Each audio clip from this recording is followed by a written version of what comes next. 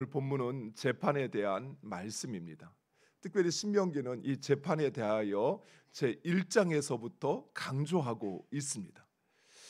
이 재판은 하나님의 의를 이루는 가장 중요한 수단이기 때문입니다. 신명기 1장 17절에 재판은 하나님께 속한 것인즉 너희는 재판할 때 외모를 보지 말고 귀천을 차별 없이 듣고 사람의 낯을 두려워하지 말 것이며 스스로 결단하기 어려운 일이 있거든 내게로 돌리라 내가 드리라 하였고 라고 말씀하고 있습니다. 즉 재판은 하나님께 속한 것이라 라고 말씀합니다. 따라서 재판하는 자는 그가 재판관이든 지도자든 하나님을 대신한다는 그 사명감을 가지고 공의롭게 공정하게 재판해야 하는 것입니다. 그래서 하나님은 이 공정한 재판을 위하여 반드시 지켜야 할 세 가지 것을 오늘 본문에서 말씀하고 있습니다. 그 첫째는 판결을 굽지 말라, 판결을 왜곡하지 말라라고 하십니다. 즉 죄 있는 자를 죄 없다 하지 말고 죄 없는 자를 죄 있다고 해서는 안 된다는 것입니다.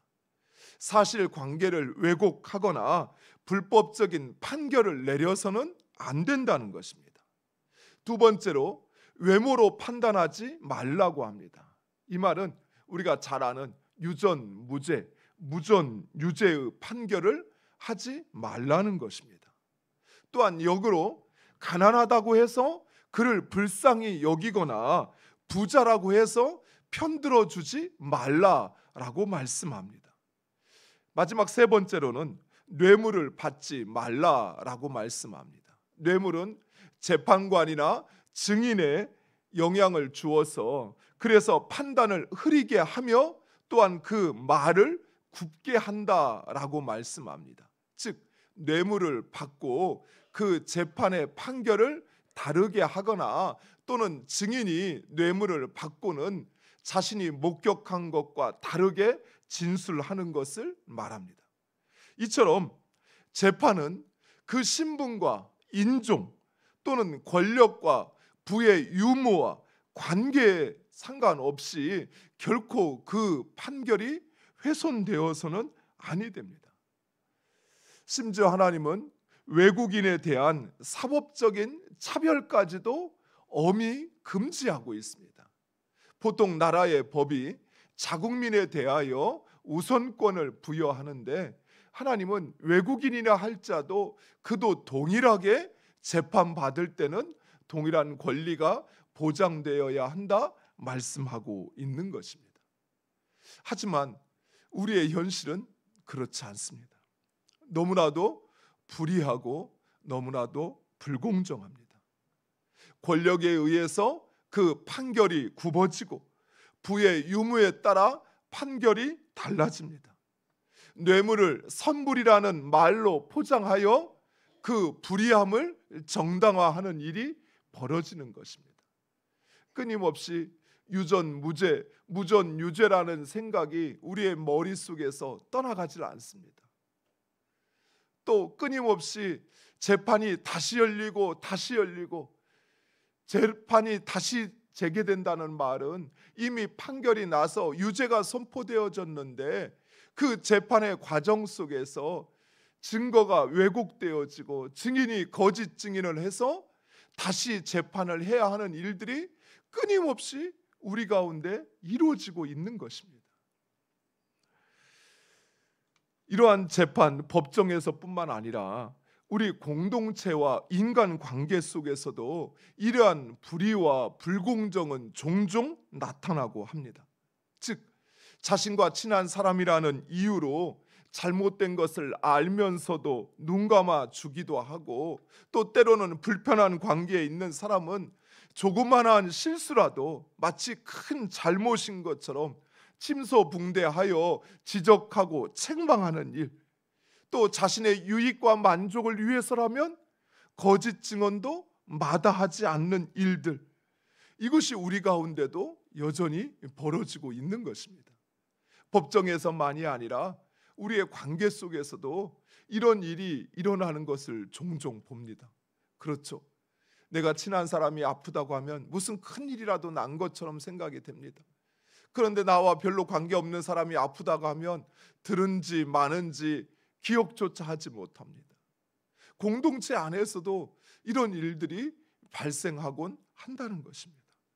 그러나 사랑하는 성도 여러분, 우리가 분명히 알아야 할 사실은 재판은 하나님의 일이라는 사실입니다.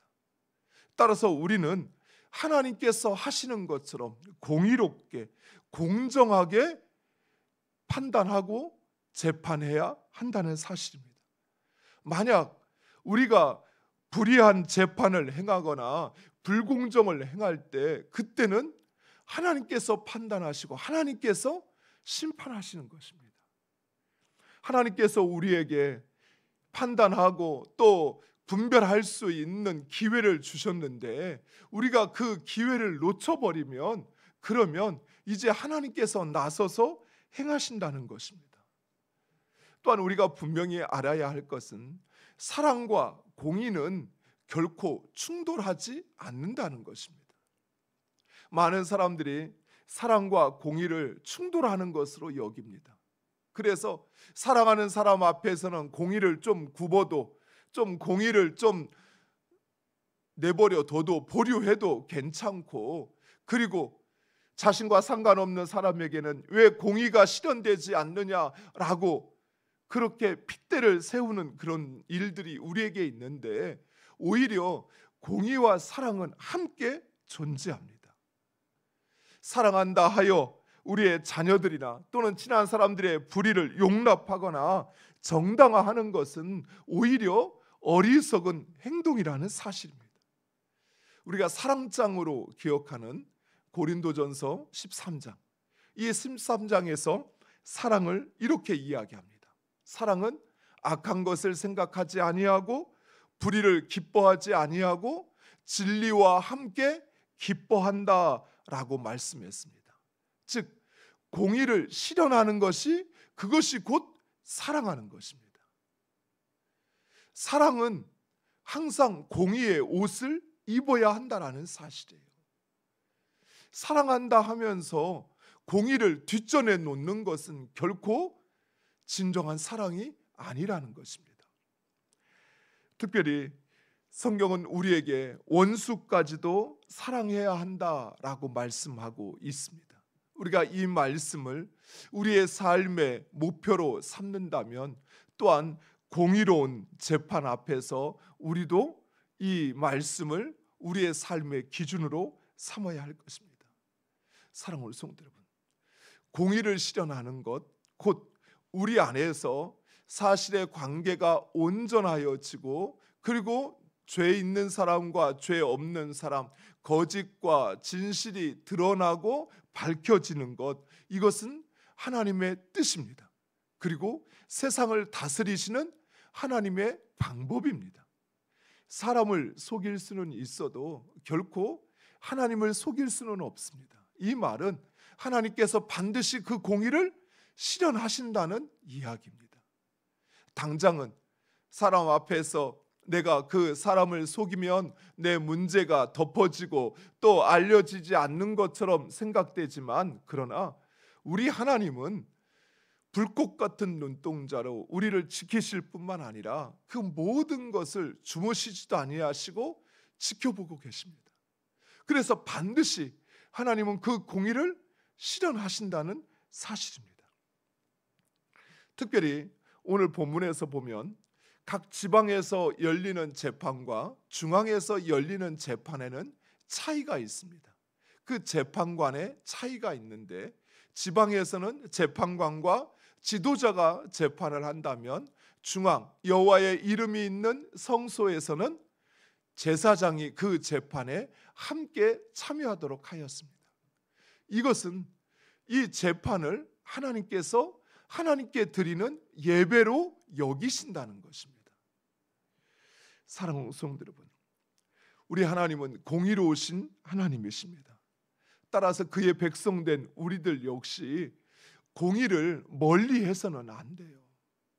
먼저 저 멀리 재판장에서의 불의를 이야기할 것이 아니라 먼저 나에게서, 나의 삶에서, 나의 관계 가운데서 나하고 친한 사람이라고 해서, 나에게 소중한 사람이라고 해서 그 공의를, 불의한 것을 눈감아 주거나 또는 불공정한 일을 행하여서는 아니 된다는 사실입니다.